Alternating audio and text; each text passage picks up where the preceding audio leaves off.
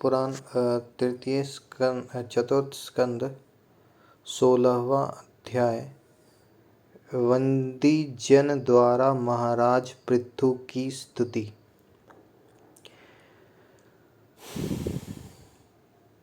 भागवत पुराण चतुर्थ स्कंद 16वां अध्याय। वंदी जन द्वारा महाराज पृथु की स्तुति।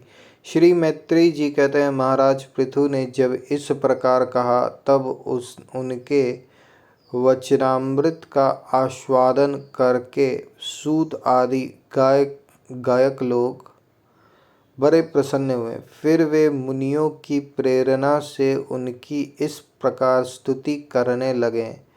आप साक्षात देव प्रवर श्री नारायण ही हैं, जो अपनी माया से अवतीर्ण हुए हैं। हम आपकी महिमा का वर्णन करने में समर्थ नहीं हैं। आपने जन्म तो राजा वेन के मृतक शरीर से लिया है, किंतु आपको आपके पौरुष का वर्णन करने में साक्षात ब्रह्मादि की बुद्धि भी चकरा जाती है। तथापि आपके कथामृत के आस्वादन में आदर बुद्धि रखकर मुनियों के उपदेश के अनुसार उन्हीं की प्रेरणा से हम आपके परम प्रशंसनीय कर्मों का कुछ विस्तार करना चाहते हैं। आप साक्षात श्री हरि के कलावतार हैं और आपकी कीर्ति बड़ी उदार है।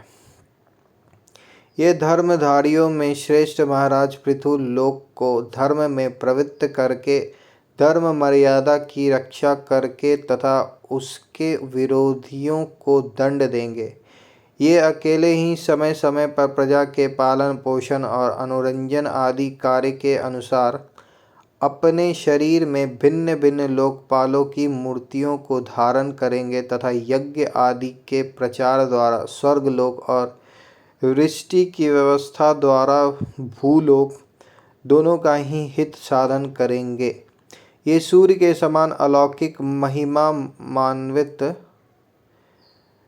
प्रतापवान और समदर्शी होंगे। जिस प्रकार सूर्य देवता 8 महीने तपते रहकर जल खींचते हैं और वर्षा ऋतु में उसे उड़ेल देते हैं, उसी प्रकार ये कर आदि के द्वारा कभी धन संचय करेंगे और कभी उनका प्रजा के हित के लिए व्यय कर डालेंगे। ये बहुत दयालु होंगे। यदि कभी कोई दीन पुरुष इनके मस्तक पर पैर भी रख देगा तो भी ये पृथ्वी के समान उसके इस अनुचित व्यवहार को सदा सहन करेंगे।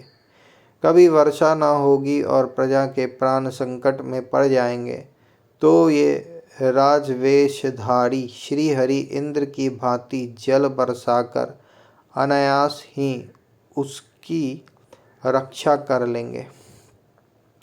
ये अपने अमृत में मुख चंद्र की मनोहर मुस्कान और प्रेम भरी चितवन से संपूर्ण लोकों को आनंद मग्न कर देंगे। इनकी गति को कोई समझ ना सकेगा। इनके कार्य भी गुप्त होंगे तथा उन्हें संपन्न करने का ढंग भी बहुत गंभीर होगा। इनका धन सदा सुरक्षित हो रहेगा।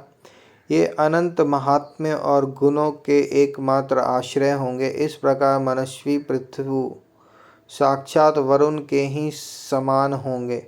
महाराज पृथु वेन रूप अरणि के मंथन से प्रकट हुए अग्नि के समान है। शत्रुओं के लिए ये अत्यंत दुर्धर्ष और दुस्सह होंगे। ये उनके समीप रहने पर भी सेनादि से सुरक्षित रहने के कारण बहुत दूर रहने वाले से होंगे। शत्रु कभी इन्हें हरा नहीं सकेंगे। जिस प्रकार प्राणियों के भीतर रहने वाला प्राण रूप सूत्रात्मा शरीर के भीतर बाहर के समस्त व्यापारों को देखते रहने पर भी उदासीन रहता है, उसी प्रकार ये गुप्तचरों के द्वारा प्राणियों के गुप्त और प्रकट सभी प्रकार के व्यापार देखते हुए भी अपनी निंदा और स्तुति आदि के प्रति उदासीनवत रहेंगे। ये धर्म मार्ग में स्थित रहकर अपने शत्रु के पुत्रों को भी दंडनीय न होने पर कोई दंड न देंगे और दंडनीय होने पर तो अपने पुत्रों को भी दंड देंगे। भगवान सूर्य मानसोत्तर पर्वत तक जितने प्रदेश को अपनी किरणों से प्रकाशित करते हैं, उस संपूर्ण क्षेत्र में इनका निष्कंटक राज्य रहेगा। ये अपने कार्यों से सब लोगों को सुख पहुँचावेंगे, उनका रंजन करेंगे। इससे उन मनोरंजनात्मक व्यापार के कारण प्रजा इन्हें राजा कहेगी। ये बड़े दृढ़ संकल्प, सत्य प्रतिज्ञ, ब्राह्मण भक्त, वृद्धों की सेवा करने वाले, शरणागत वत्सल, सब प्राणियों को मान देने वाले और दीनों पर दया करने वाले होंगे। ये पर स्त्री में माता के समान भक्ति रखेंगे, पत्नी को अपने आधे अंग के समान मानेंगे, प्रजा पर पिता के समान प्रेम रखेंगे और ब्रह्मवादियों के सेवक होंगे। दूसरे प्राणी इन्हें उतना ही चाहेंगे जितना अपने शरीर को। ये सुहृदों के आनंद को बढ़ावेंगे। ये सर्वदा वैराग्यवान पुरुषों से विशेष प्रेम करेंगे और दुष्टों को दंड पानी यमराज के समान सदा दंड देने के लिए उद्यत रहेंगे। तीनों गुणों के अधिष्ठाता और निर्विकार साक्षात श्री नारायण ने ही इनके रूप में अपने अंश से अवतार लिया है, जिनमें पंडित लोग अविद्यावश प्रतीत होने वाले इस नानात्व को मिथ्या ही समझते हैं। ये अद्वितीय वीर और एकाक्षण सम्राट होंगे। अकेले ही उदयाचल पर्वत पर्यंत समस्त भूमंडल की रक्षा करेंगे तथा अपने जयशील रथ पर चढ़कर धनुष हाथ में लिए सूर्य के समान सर्वत्र प्रदक्षिणा करेंगे। उस समय जहाँ तहाँ सभी लोकपाल और पृथ्वीपाल इन्हें भेंटें समर्पण करेंगे। उनकी स्त्रियां इनका गुणगान करेगी और इन आदिराज को साक्षात श्री हरि ही समझेंगी। ये प्रजापालक राजाधिराज होकर प्रजा के जीवन निर्वाह के लिए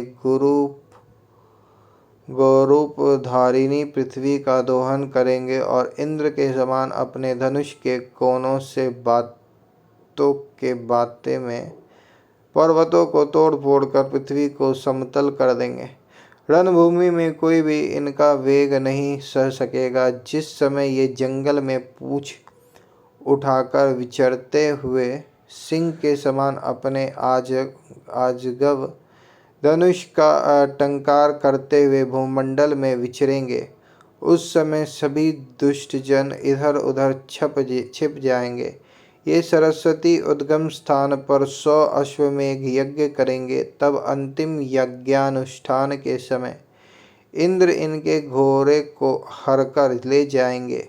अपने महल के बीच में इनकी एक बार भगवान सनत कुमार से भेंट होगी। अकेले उनकी भक्ति पूर्वक सेवा करके ये उस निर्मल ज्ञान को प्राप्त करेंगे जिससे पर ब्रह्म की प्राप्ति होती है। इस प्रकार जब इनके पराक्रम जनता के सामने आ जाएंगे, तब ये परम पराक्रमी महाराज जहाँ तहाँ अपने चरित्र की ही चर्चा सुनेंगे। इनकी आज्ञा का विरोध कोई भी न कर सकेगा तथा ये सारी दिशाओं को जीतकर और अपने तेज से प्रजा के क्लेश रूप कांटे को निकाल कर संपूर्ण भूमंडल के शासक होंगे। उस समय देवता और असुर भी इनके विपुल प्रभाव का वर्णन करेंगे।